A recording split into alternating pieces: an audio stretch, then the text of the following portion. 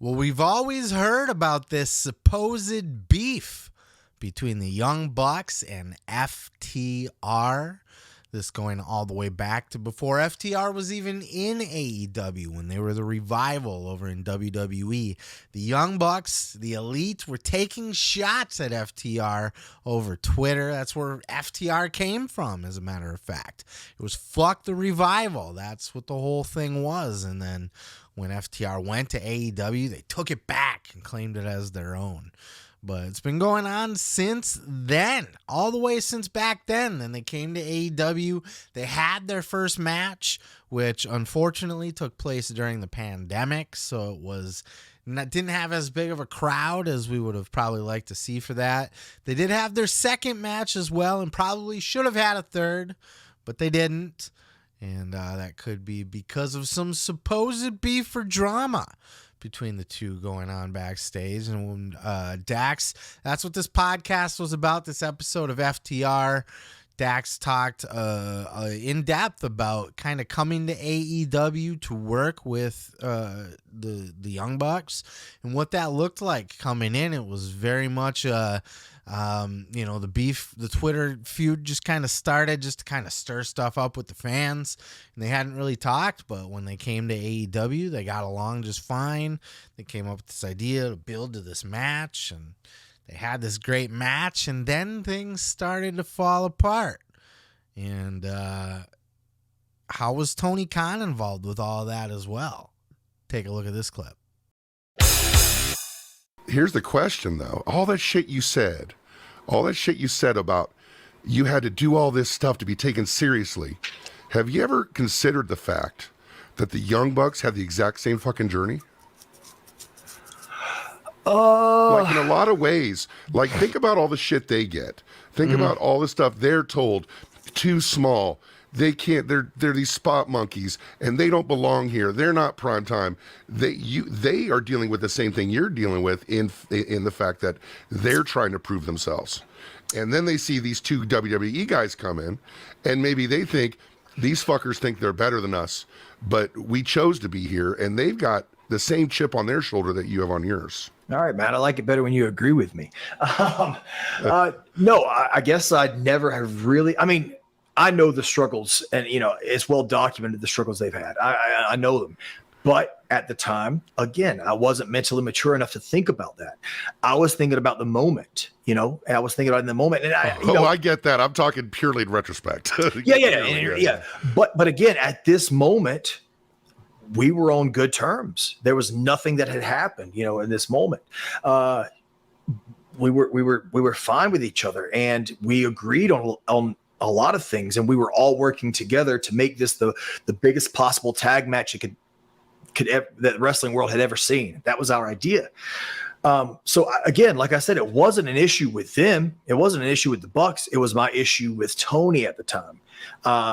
And it was me not realizing that there is more to the wrestling world than Dax Harwood, and I should have. And I was wrong for that. Things weren't going to go the way that we had expected them to go, and maybe the way we were told. I looked back on the angle, and I started thinking, okay, man, I don't know if this was purposely done. Maybe it wasn't. It probably wasn't. But I looked back, and I was like, man, the Young Bucks and FTR was a backdrop leading up, was kind of a backdrop to Hangman Page and Young Bucks. Right. And then, after the match,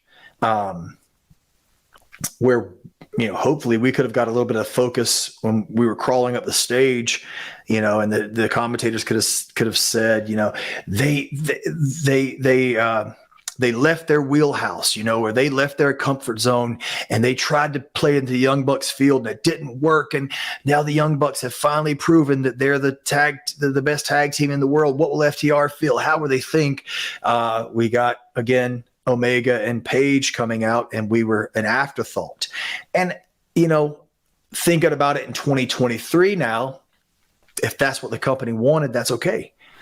Thinking about it in 2020 and 2021, the beginning of 2021, right, I was bitter about it, and I was upset about it because I felt that We were brought in, given a short title reign, and we were just kind of forgotten about. We were going to be forgotten about. Where is Dax Harwood and the Young Bucks now? As far as where we are with the Young Bucks, I don't think I want to delve into that right now, because there's a lot of things that need to be navigated, and I don't want to delve into that now. But also, I think that it is very rare in professional wrestling and nowadays where people can get lost in a story, and people can get lost in heat and what's real and what's not real. If I tell you where we are right now, you're never going to get lost again. This is a nuanced take here because there's multiple factors to consider. But offhand, I'm starting to kind of think that between the Road Dogg Dax Harwood beef that we covered last week and just kind of seeing the way that Dax talks about wrestling and everything, I'm starting to think that maybe FTR takes themselves too seriously. We talked about this last week with the beef with Road Dogg, and that was kind of Road Dogg's take on this guy, was he just takes shit way too seriously, have a little fun with it. And I think that's kind of the culprit in this beef with the Young Bucks. Now, I say that it's nuanced because I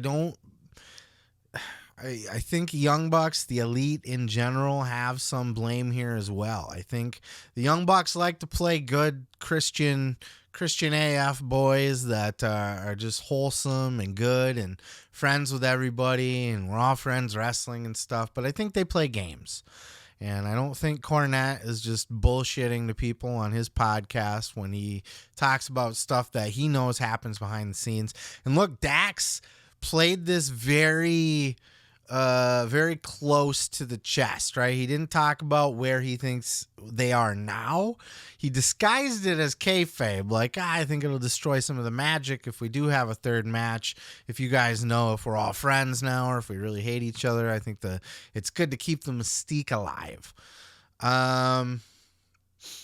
With that said, I think that's also an easy way for Dax to say, I kind of want to, even earlier on in the show, which didn't make it into the clip, but earlier in the show, he had said that he's not going to talk about anything today because he doesn't want to get himself into trouble. So he's tiptoeing that line. He doesn't want to kind of show his hand as far as how he truly feels about the Young Bucks or Tony Khan, for that example. It seems to be his beef is as much with Tony Khan as with the Young Bucks.